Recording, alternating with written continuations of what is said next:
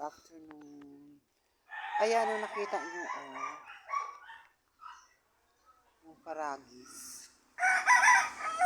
Ang dami, Yung iba dyan, kinuha ko na. Nilipat ko dun sa farm kasi dito kasi may manok. Kaya mas maganda dun sa farm kasi malinis naman. Para pag nag-matured na, pwede na siyang i-harvest. Gagawin ko. Tsa. Ang dami. Kung wala nang yan ang pinangkuha ko na. Kasi ang dami. Ayan, nilipat ko doon sa farm. Para pag lumaki na, kasi nagbubunga yan siya. Kasi doon walang walang paragis doon.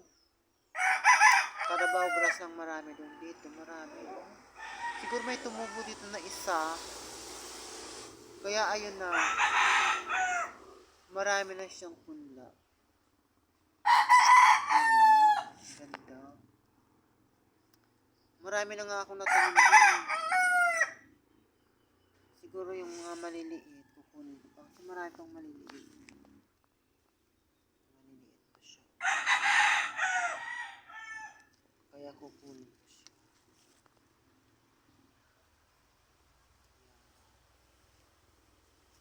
Tapos, may mga tumubong kangkong.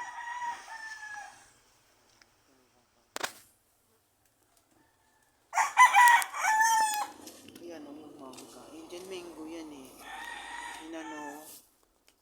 Pinutulan.